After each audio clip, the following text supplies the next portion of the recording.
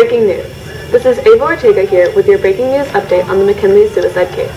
At approximately 7:45 last Wednesday morning, 14-year-old Bethany McKinley was found dead in her bedroom when her mother went to wake her for school. It is assumed to be a suicide as there is an empty bottle of hydrocodone or prescription cough syrup found near her body. Let's go live on location to Jane Castleman with more on this tragic story. Thank you, Ava. As you can see, I'm standing in Little Rock, Arkansas at the Hoover Clinic where Bethany's body is located. With me is Dr. Scott Ridley, the coroner summoned for this case. Dr. Ridley, what can you tell us about Bethany's death? Well, due to the epidermal lacerations on the surface of her left and right forearms, you can see that she resorted to some sort of self-harm even before the incident. We sent her to multiple specialists, and toxicology reports show that large amounts of hydrocodone cough syrup were found in her system. Overdose on this prescription cough syrup is believed to be the main cause of death. Tell me, is this similar to other cases we've seen?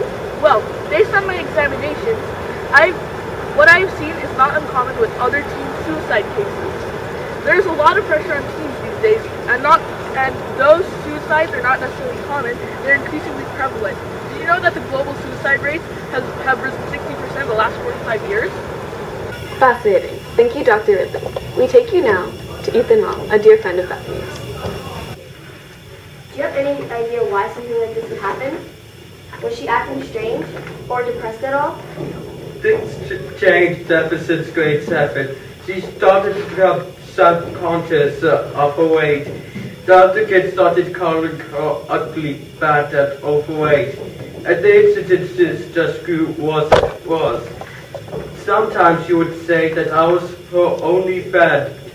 She even starved herself sometimes and made herself sick constantly. It was so scary. In the autopsy, it was proof that she resorted to self-harm and forms of cutting. I guess she thought she was some sort of abomination. She didn't believe she was beautiful and didn't realize that she was an amazing person. And now she's gone. There are times where I wondered if this was all my fault. And her best friend, I was supposed to be there for her. I can't help but wondering if I had to walk a giant harder that I could have helped her. No, Ethan. None of this was your fault. If she decided to commit suicide, there was nothing you could have done. It sounds like there were some serious problems she just couldn't handle. I just have one more question. Did she ever attempt suicide before this incident? Did you ever suspect that she was capable of doing something like this? Not that I know of.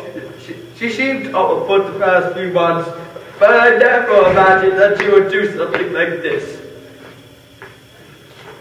Thank you for your time, Ethan. This was shocking. This was the shocking inside look at the problems teenage girls face every day. Final updates for the suicide will come back soon. Back to you, Ava. Thank you, Jane. That was a truly tragic incident.